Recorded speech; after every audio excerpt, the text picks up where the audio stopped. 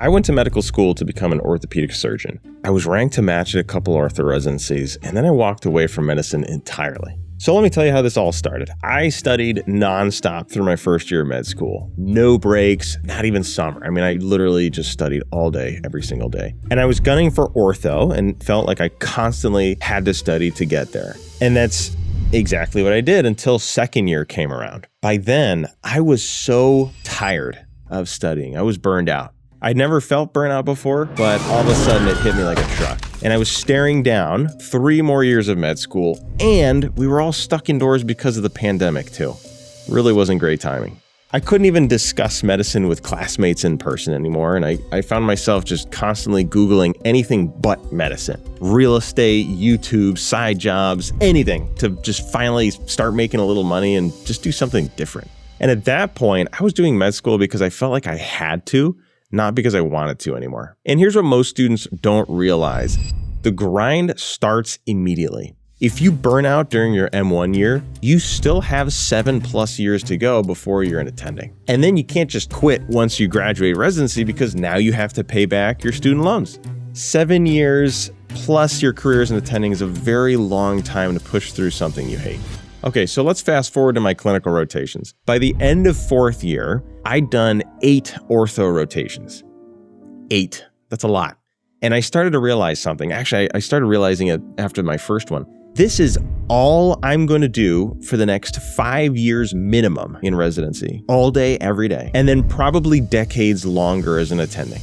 But the thing about me, and I started to realize this over time, it took a long time to realize this about myself, but I noticed that I like to explore new interests as they come up. I really enjoy being creative and learning new things outside of medicine and pursuing whatever really caught my attention at the time. And unfortunately, the path that I was on didn't allow for any of that. Now, you might be thinking, well, maybe primary care has more flexibility, and sure, maybe a little. But even primary care residencies are 12-hour workdays, depending on the residency and what rotation you're on. And then at the end of the day, you're still locked into the day, and then at the end for your entire career. Even though you can see it all in primary care, there's still a tremendous amount of repetition in your day-to-day life. So around this time, I started tutoring med students as a side gig. It was just to help people out and earn a little extra cash on the side, and I actually really ended up enjoying it. Turned out I really loved learning how to run a business, and I loved talking about medicine, but in a different way this time, as opposed to same thing in clinic all day. And within a year, my small little side hustle became this surprisingly substantial business. It had absolutely no intention of it doing so. So then I had to choose, pursue medicine or keep running my business. And that was probably the most difficult decision I've ever made.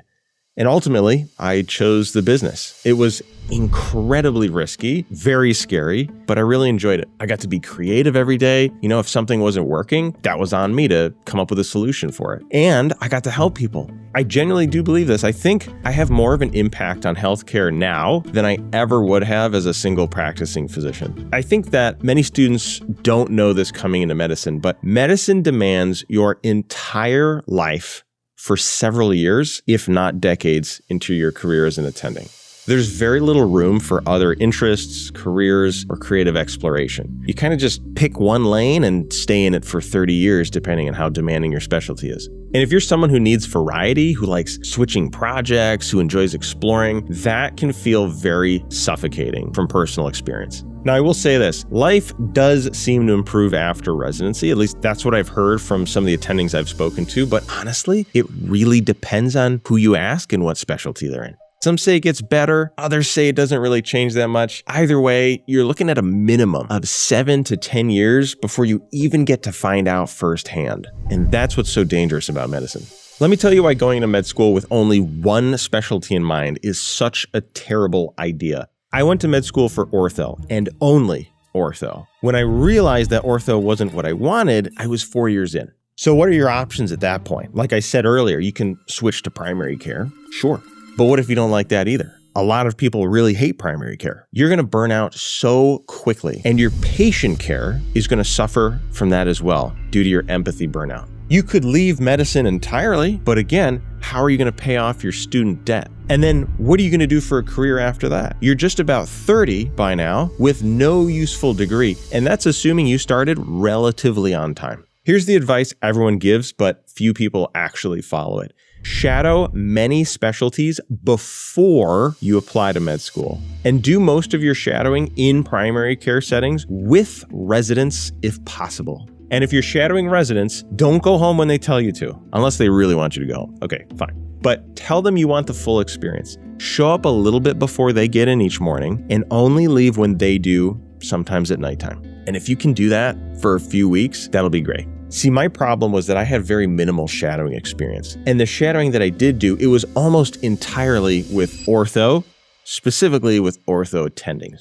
And here's the problem with that. Some attendings' lives look very different from residents' lives. Some of them work normal hours. They make awesome money and they have lots of autonomy and they can go home and don't have to bring work with them. Residents can work 80 hours a week or more, do repetitive grunt work all day, every day, and have little to no control over their schedules. If I had shadowed ortho residents instead of attendings, seeing the actual grind, the long hours, the reality of medical training, my career might have taken a completely different path. Maybe I wouldn't have pursued medicine at all, or maybe I would have gone into it with a different specialty in mind. So what students don't realize is if you only like one specialty and it doesn't work out, which it absolutely can, you are so screwed. So please, it really helps to have genuine interest in multiple specialties and ideally not all extremely competitive specialties. I'm not going to sugarcoat it. Maybe you're doing well in undergrad now, but you can't all become top 1% ortho gunners, statistically speaking.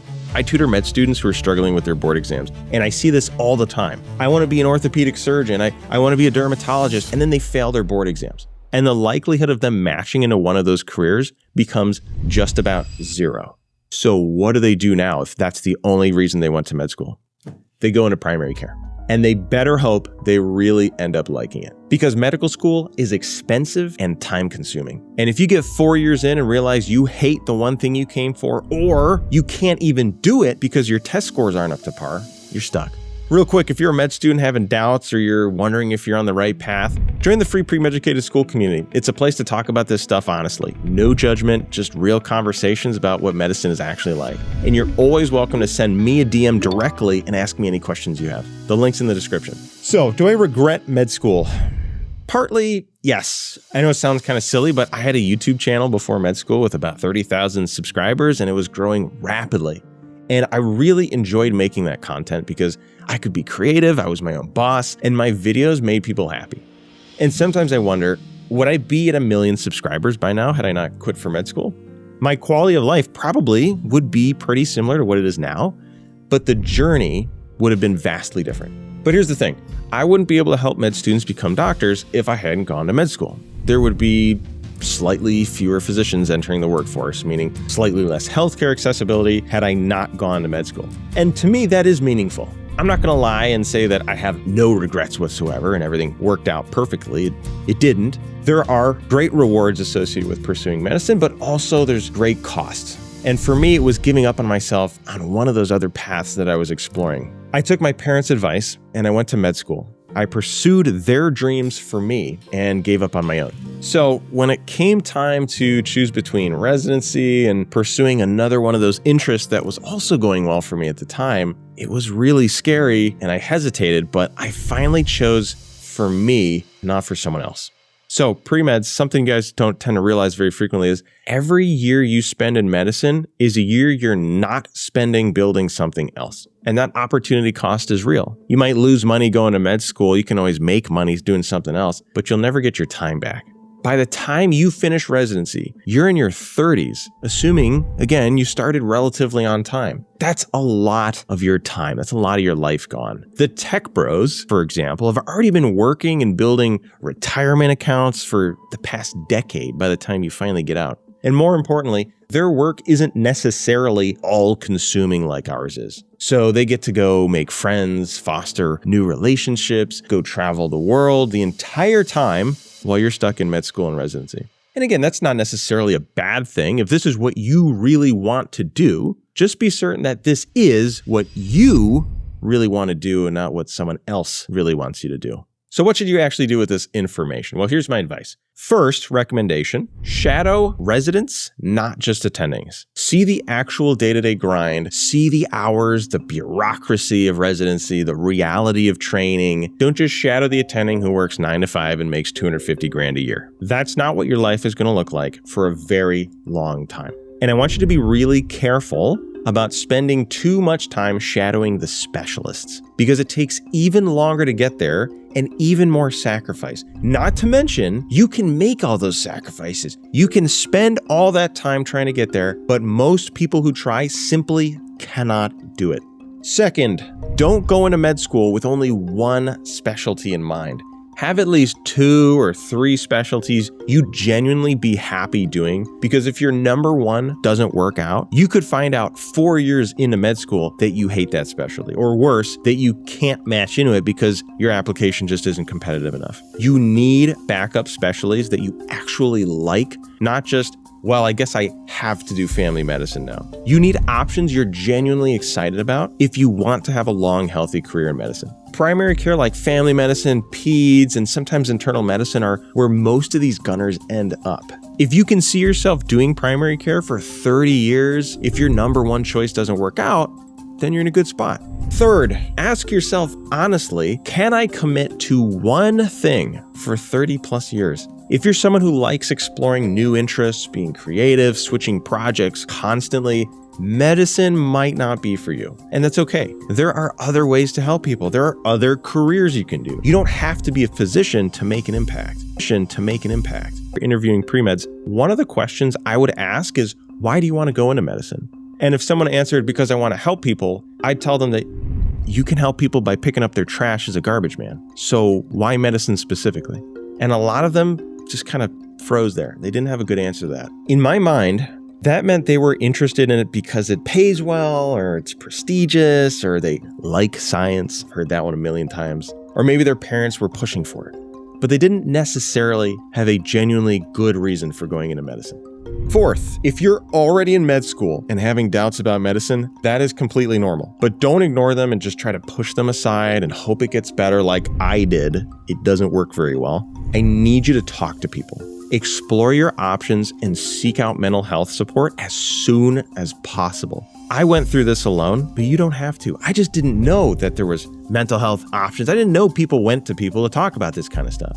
Figure out if this is really what you want, but don't do it alone. Because it's better to leave in your second year of med school than it is to push through, match in a residency, and then drop out later down the line. It happens all the time. 50% of all physicians experience at least one symptom of burnout every year. And physicians are 82% more likely to experience burnout during their careers than people in other careers. If you obsess over the finish line, you could get there and realize that running the race wasn't worth your time. And remember, you're never going to get your time back. Look, medicine is an incredible career for the right person, but it demands everything from you. Your time, energy, your ability to explore other interests. And most med students don't realize that until they're too deep to turn back. I'm telling you now so you can make an informed decision. Go into medicine with your eyes wide open. Understand what you're signing up for, or don't go at all. Either way, make sure it's your decision, not your parents', not just what you feel like you're supposed to do. Now go think about it. Good luck.